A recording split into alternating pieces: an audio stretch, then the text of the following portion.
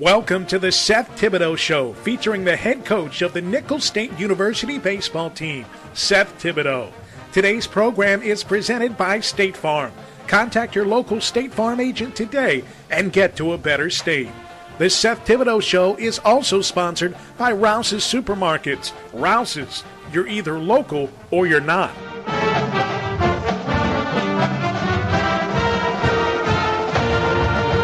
Good afternoon and welcome to the Seth Thibodeaux Show presented by State Farm Insurance. I'm your host, Mike Wagenheim. We'll be joined by Coach Thibodeaux shortly to take a look at highlights from the past week of action. There are just 2 weeks left to go in the regular season, and the hunt for a Southland Conference tournament berth continues. Ashley Dufresne gets you caught up on how we got to this point and what lies ahead. The baseball season is near, but here at Nicholls State University, the Colonels are looking to extend theirs a little longer. While the year started off hot for the Colonels, Nicholls got a little cold and fell just short in many games throughout the year. But it's nothing that the Colonels are worried about now that their ultimate goal is still in reach. The season began with a tough schedule against some quality opponents. Nicholls took the first few series of the year from those clubs, while also playing some quality in-state rivals. We started off the season pretty well. We were playing good baseball. We were winning some tight games, and we were really playing through and playing hard throughout the whole game. We had a really nice start, and we started out at Houston Baptist. We started out won 2 out of 3 there at Houston Baptist, won 2 out of 3 against Towson, and had some big series against Sacred Heart and also at San Jose State, where we won 3 out of 4 there. So we had a really nice start to the season, and we lost a couple of tight ones in conference, but we had some nice wins two wins over Tulane and a big win over UL Lafayette here at home. Despite a strong start, the Colonels began to struggle midway through the season. It looked as if Nicholls would walk away with victories on many occasions, but the Colonels were losing games late that they should have come away with. Towards more the middle of the season, I think we had the most one-run ball games that I've ever played in, and we just faced a lot of adversity and just couldn't hang on to it at the end, and we ended up losing quite a bit of those one-run games that hurt a lot. Even after suffering many heartbreaking setbacks, the Colonels still have their main goal in sight. Nicholls is only 1 game behind McNeese State in claiming the final spot for a berth in the Southland Conference tournament. All of our goals are in front of us, but I really want to make sure that we take care of the controllables in the precious present, which is the now. The only goal having is just win as many games as we can. We're 1 game behind. We have to kind of keep up with them and see how they do for the next couple of games and make sure that we get as many as we can. Main one was win the conference tournament, and we can still do that. We just need to keep playing hard. We need to keep playing as a team. We need to win those one-run ball games that we did in the beginning of the year, and we just really need to come together as a team and make a push at the end and get in the conference tournament. We just got to play Colonel baseball. I mean, playing the way we play, I mean, it won't be a problem. We'll be able to reach all of our goals that we have set out. If we do that these next couple of weekends and take care of our business, we'll be right there in the tournament. The goal of winning the conference tournament is definitely still attainable. We have to keep working hard to make sure we try and do that. We need to make sure we win 1 more game than McNeese so that we can get into the tournament. The Colonels have no room for error if they're to squeeze into the postseason. The club will have to take it game by game, inning by inning, pitch by pitch. We just got to play. We got to take it 1 game at a time and play the way we know how to play. And if we do that these next couple of weekends and take care of our business, we'll be right there in the tournament. It's important for us to win game 1. If we worry about what we have to do game 2 and game 3 and then what we have to do next week, we're really going to drown our thoughts. And so what needs to be done is for us to win baseball games and take care of our business, and what ultimately needs to happen is for us to pitch it and play defense and put some pressure on the teams that we play against offensively. And we're going to put ourselves in really good position to be successful. While it's easy looking ahead or glancing back on what should have been done, it is something the Colonels can't focus on. Nicholls is in the final stretch of the season, and from here on out, it's all about the game on deck. Now is the right time, and I feel like the grind of the season has really, the schedule has really prepared us for what we're up against the next 2 weeks. Against a good Northwestern club coming in who's been playing pretty good baseball the last week, and also a road trip to Lamar to finish out the regular season. But if we take care of our business this weekend, we're going to be in great shape heading into the final stretch of the season, the final weekend against a good Lamar club. The Colonels started off the season well, but hit some speed bumps along the way. On the outside looking in, with only a couple weeks left to the regular season, the Colonels still expect to be in Sugar Land, Texas for the Southland Conference tournament. Anything less isn't an option. For the Seth Thibodeaux Show, I'm Ashley Dufresne. Thanks, Ashley. Coming up next on the Seth Thibodeaux Show, presented by State Farm Insurance, Coach Tibb joins us in studio as we recap the last week of action. Stay with us. Does State Farm let me bundle auto, home, and life to save money? Sure. We practically invented bundling. And it all stays with State Farm. So my policies don't go to some bundling center that ships them off to some bundle factory? I'm dealing with you and not some bungling, bustling bundle builders. Who have you been working with? Stay with the company you trust. Bundle and save with your local State Farm agent. At Rouse's, we love football. We love the players, we love the fans, and you know we love the food. So whether it's high school, college, or pros, if there's a game, we're tailgating. You can tackle your tailgate too with one stop by Rouse's. Get Rouse's ready to grill meat, chicken, and pork, or pick up Rouse's ready to serve tailgate specials. Everything is made fresh for the game, and you know it's all good. So get the home field advantage every time you shop. Shop local. Shop Rouse's. Now that's tailgating. We welcome you back to the Seth Thibodeaux Show, presented by State Farm Insurance. We're joined here in the Colonel locker room by the head coach of the Nichols baseball program, Seth Thibodeaux. Welcome, my friend. Thank you, Mike. You know, tough weekend this past weekend, heading to Huntsville, Texas to take on Sam Houston State. In the Southland Conference this season, there was really no team that separated themselves, no team that established themselves as a dominant club until this weekend. And Sam Houston State has now broken away from the pack. They are the best team that we've played by far. We really played them at a really hot time in their season. I think they're on a 7 or 8, 9 game winning streak right now, and they're playing their best baseball at the right time. And you could tell, you know, a lot of things they were doing, things were just kind of happening for them at this time, which we've been doing. We've done it throughout the season in spurts, but you could really tell that they're a locked-in baseball team. We ran into a buzzsaw, a very, very, very hot baseball team who was coming off some big wins against some big opponents throughout the weeks, but you know, they were a good baseball team, and we hope to be able to play them again in the postseason. It's going to turn out that way if the Colonels qualify, because you'll likely go in as the 8th seed, and they'll go in as the 1 seed. Let's take a look at what transpired. The Colonels started the weekend trailing McNeese State by 1 game, with the Cowboys holding on to 8th place. Now, only the top 8 teams qualify for the Southland Conference tournament. Meanwhile, Sam Houston State, as Coach Tibb mentioned, came in winners of 6 straight overall and tied with Lamar for first place. So both clubs had a whole lot at stake heading into the 3-game set at Don Sanders Stadium in Huntsville, Texas. Unfortunately, the opener on Friday was one to forget. Colonel right-hander Mike Sook, outside of a brilliant outing against McNeese a few weeks ago, has had a tough second half of the season. The Bearcats jumped on him in the first inning. After a pair of one-out walks, Kevin Miller singles through the right side. It scores Colt Atwood. Miller among the top 5 in the league in hitting. Sook did fan the side in the frame. Now, Sook gets a little bit of help in the second. Couple of runners on. Jesse Plumlee hits one into short center. Shortstop Leo Vargas goes out and makes a terrific play to keep the deficit at 1. But Nichols couldn't generate any offense against Sam Houston lefty Andrew Godell. He was hitting his spots. The Colonels looked helpless. He allows 4 hits and fans 6 in 7 innings. Now in the third, Anthony Azar leads off with a blast to left, his 4th homer of the year. Azar with 3 hits and 3 RBIs on the night. Sook served up only 1 home run in his first 8 starts. He's allowed 4 now in his last 3. In the 4th, Jesse Plumlee pulls the bunt back and takes a full cut. The double to right, Ryan Farney looking to score from first base. Close play at the plate. Cody Dufresne can't hang on, though. Sam with a 3-run 4th. They're up 5-0. Sook was done after that. The Cats add 2 more runs in the 7th off of Grant Bourne, and then Farney's double down the left field line off of Kelby Langston scores a pair in the 8th. Luke Pluchek and Romeo Cortina cross.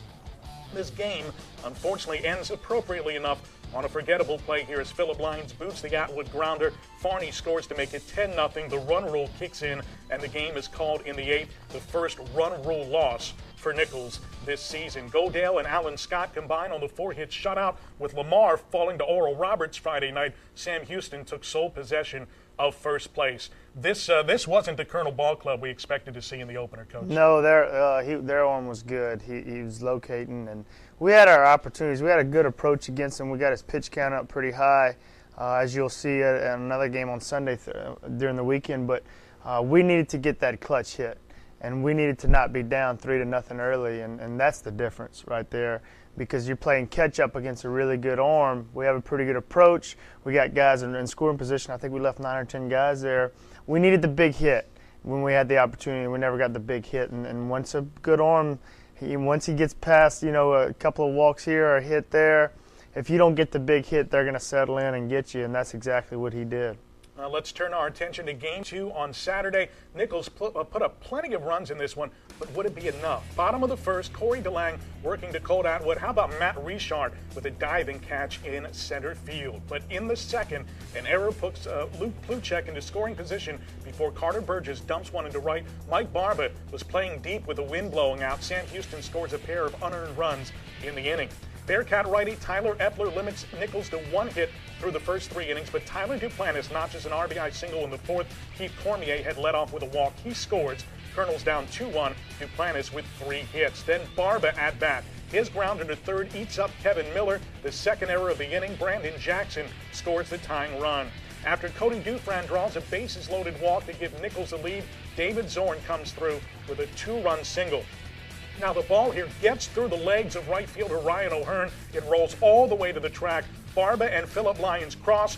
Dufran chugs in from first.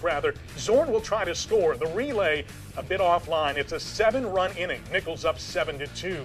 O'Hearn, though, would make amends in the bottom of the 4th. He smashes DeLang's offering over the right field wall. His first homer of the year. The 2-run shot cuts the Colonel lead to 3 runs. O'Hearn went 4 for 4 with 3 RBIs. Nichols comes right back. Top 5, 3 straight hits. Barba lines a single to left. Jackson trots home. 8-4 Colonels. Epler's was done after that, and so unfortunately was a Colonel offense. Bottom 6, bases loaded, 1 out. Ryan Farney with a double to left center. Pluchek and Burgess come around. It's 8-6. That would do it for DeLang. He allows 6 earned in 5 1/3, yielding 7 hits.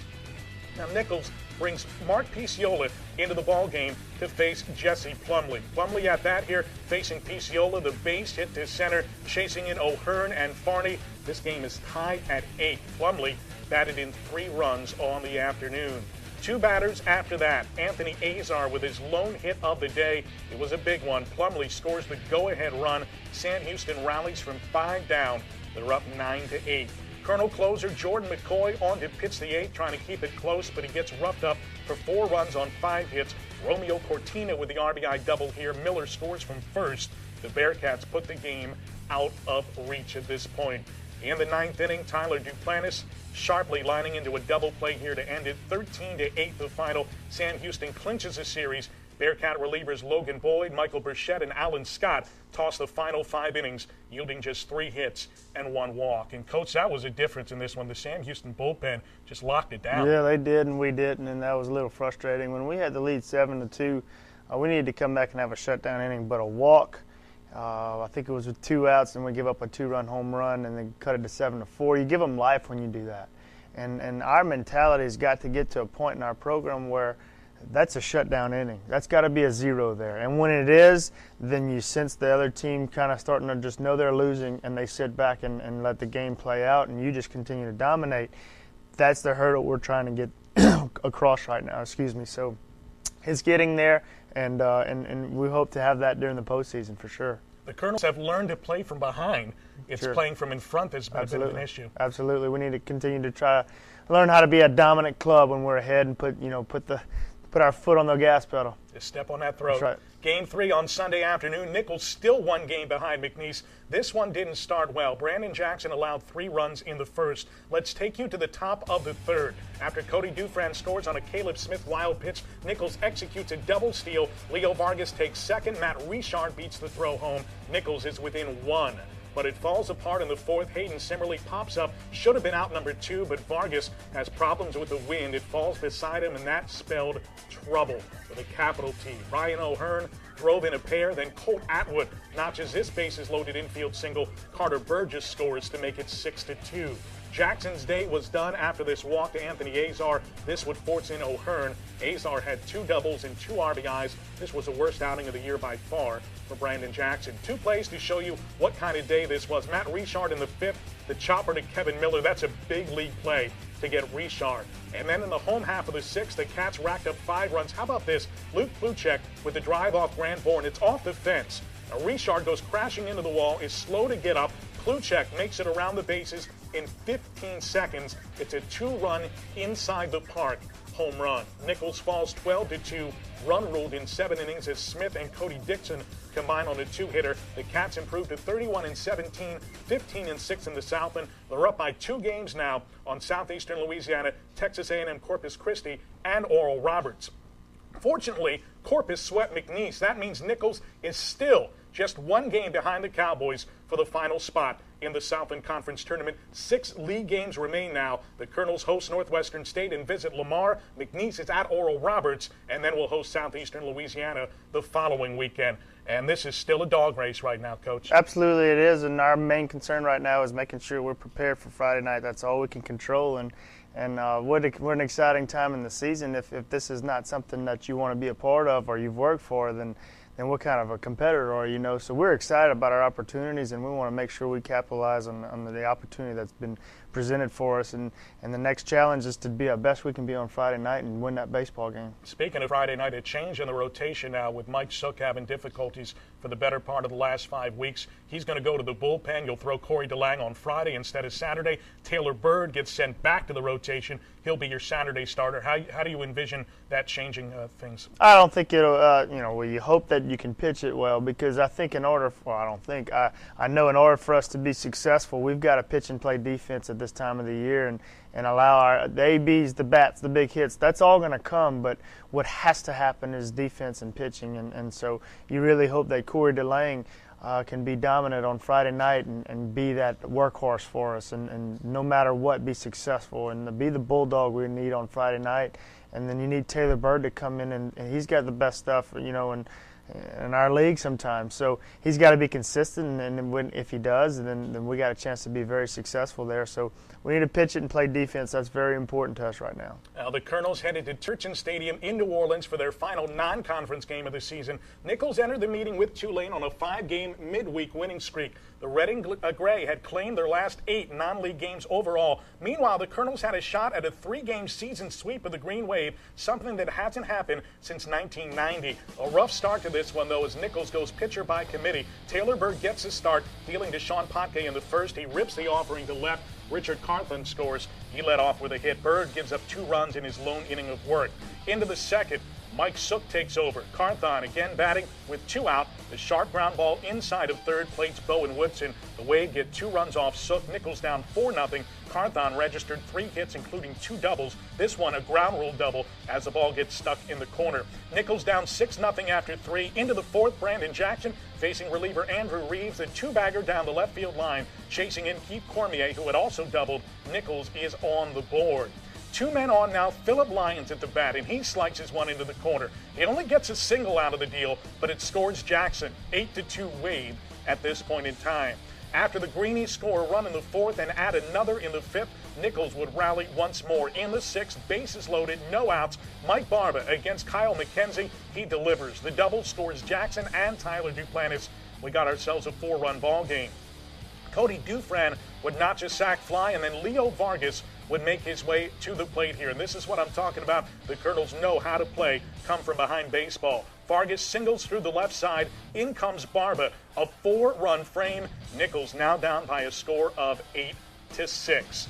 So we'll make our way into the top of the 7th inning. 2 runners on for Dufresne, 2 outs. The pitch from Brady Wilson tagged into the left field corner. Duplantis is in. Lyons gets the green light. They will try to score him from first.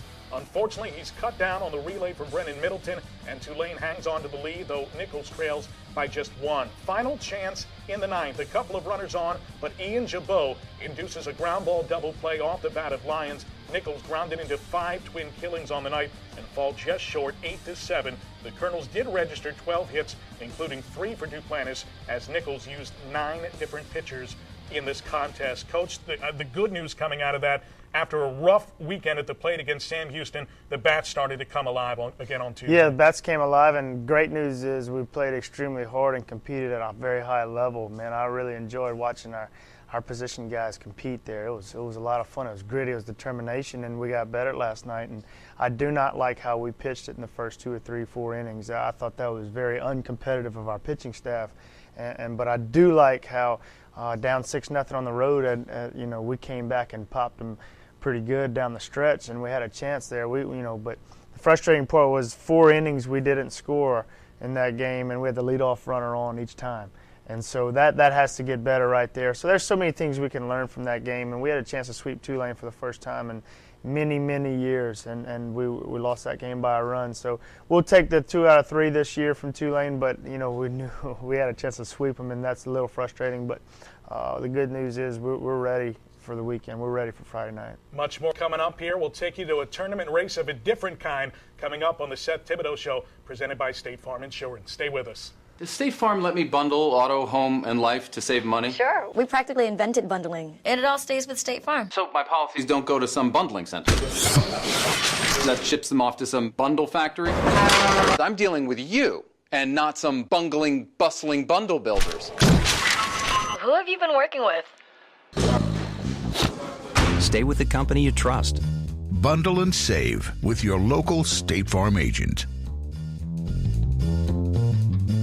At Rouse's, we love football. We love the players, we love the fans, and we love the food. So whether it's high school, college, or pros, if there's a game, we're tailgating. You can tackle your tailgate too with one stop by Rouse's. Get Rouse's ready to grill meat, chicken, and pork, or pick up Rouse's ready to serve tailgate specials. Everything is made fresh for the game, and it's all good. So get the home field advantage every time you shop. Shop local. Shop Rouse's. Now that's tailgating. We return with you on the Seth Thibodeaux Show, presented by State Farm Insurance. We'll get back to baseball in a moment. Right now, Pamela Johnson takes us around Nichols Athletics. As one Colonel program ends its journey on the diamond, the team bids farewell to its senior players. Also, standout student athletes who have shined in both academics and athletics were given their due. Over the weekend, the Nichols State University softball team hosted a series against McNeese State to close out the regular season. The club needed one victory to qualify for the Southland Conference tournament. The opening game scheduled on Saturday was canceled due to unplayable field conditions and was followed by a doubleheader on Sunday. Along with celebrating Senior Day, the team hosted its annual Strikeout Cancer Game benefiting cancer research. The Colonels wore pink jerseys to help raise breast cancer awareness. In Game 1, Hannah Haydale gave up just 3 hits, but McNeese was able to generate a pair of runs as they kept Nichols off the scoreboard. Nichols had 5 hits but could not get the timely hit as the Colonels left 4 runners in scoring position. Haley Parkerson went 2 for 3 with a double. In Game 2, Ashton Bennett went 7 innings, giving up 9 hits and 3 earned runs. Brittany Marcette led Nichols at the plate, going 2 for 2 with the RBI. Marcette evened the score at 1 in the first when she drove in Ashley Bertot on a sacrifice fly. The Colonels were able to get one back in the fourth after Paige Miller recorded a pinch hit ground-out RBI. McNeese scored 2 runs in the third and added a pair of unearned runs in the fifth. The Colonels threatened in the bottom half of the fifth with 2 out singles by Parkerson and Marcette, but the Cowgirls clinched the regular season title and ended Nichols' chance at the postseason with a 5-2 victory. I think overall our season went pretty well. We were more successful than we were last year. Unfortunately, we came up a little short again, but it happens, and the team next year will just have to work a little bit harder to get over that stepping stone that we've been trying to get over for several years now. Following the doubleheader, the Colonels held a ceremony in recognition of their departing seniors. Leah Andrus, Ashton Bennett, Ashley Bertot, and Elena Guidry were escorted by their family members onto the field to say goodbye to their teammates and coaches. Last Wednesday, outstanding Colonel student athletes were honored for their achievements in competition and in the classroom at the Athletic Department's annual awards banquet held here on campus. Former Nichols cross-country runner Ross Malooly, who recently lost his fight with cancer, was recognized at the banquet as well in the presence of his parents. I was really excited. I wasn't really expecting the last one, but some of the other awards, it just meant a lot to me because it just made it seem like my hard work really paid off. So I was just really appreciative of those awards. It was nice to be recognized for all the hard work and everything that I've done over my 4 years here, because I take a lot of pride in this university, and the pride I have in this university has really bettered the athletic program as a whole. For the Seth Thibodeaux Show, I'm Pamela Johnson. Thanks, Pamela. Time to announce our Rouse's Student Athlete of the Week Award, sponsored by Rouse's Supermarkets. You're either local or you're not. Rouse's Supermarkets are local, with their roots established in Thibodeaux in 1923. Trust Rouse's for great food and great values. Louisiana's best can be found at your local Rouse's or at rouses.com. This week we have co-winners. They're not only our Student Athletes of the Week, but our Student Athletes of the Year, named so at our athletics banquet. Alicia Allen from women's basketball, Fred Hunter from men's basketball. Congratulations to them both. They both had historic campaigns this season. Well, speaking of the athletics banquet, we want to congratulate a couple of colonels as well. Grant Bourne named the Freshman Male Student Athlete of the Year. Cody Dufran named the Norman Swanner Community Service Award winner. You see those in the middle of the picture there. And Grant having a very promising start to his career, and Cody, as a senior, being a leader on and off the field. Absolutely. I'm proud of both of these young men. Cody's been there for 4 years and done some great things for us, but what a great start to a great, much promising career for Grant Bourne. He's had a great year as a freshman, but he's very deserving of his honor. And Cody as well. Absolutely. He's a true colonel. Absolutely he is, and he's a great leader, and he's a hard worker, and he's had to carry a big load on his own with some injuries, and he's had to do that for 4 years, and I'm very proud of him. Coach, people probably don't know, but we're going to tell them now the reason. The pink jersey is on you. The pink jersey's hanging up on the lockers here. Friday is a pink game day here at Nichols. You'll be taking on Northwestern State wearing these pink jerseys to benefit breast cancer research. They'll be auctioned off during the game. It's a yearly event, and I know it's something you hold near and dear to your heart. Absolutely. This is year 3 for us, and our guys have visited the cancer center, and we've made it a nice tradition, and we get to auction these jerseys off, and the money 100% goes straight to the Coleman Foundation, which is something that we're very proud of. And in the last 2 years, we've raised over $13,000 for the Coleman Foundation. We really would like to get over 20 in 3 years, and we'd like to do that this Friday night. And how fitting is it on Mother's Day weekend that we can do this? Coach, we look forward to it. Best of luck this weekend against Northwestern State. The hunt for the tournament spot is on. 6 conference games remain. The Colonels host Northwestern State this weekend. The Demons coming in last place. They're right for the pickings. The Colonels need this one, and they need it big. Friday's game, 6:30. It's the pink game. Saturday, 2 o'clock. Bark in the Park. Sunday at 1. Mother's Day and Senior Day. Call 985-448-4790 for tickets, or log on to GoColonels.com. That's going to do it for our show. We'll talk to you again next week. Today's show has been presented by State Farm. Contact your local State Farm agent today and get to a better state. This show has also been sponsored by Rouse's Supermarkets. Rouse's, you're either local or you're not. This has been a presentation of the Colonel Sports Network.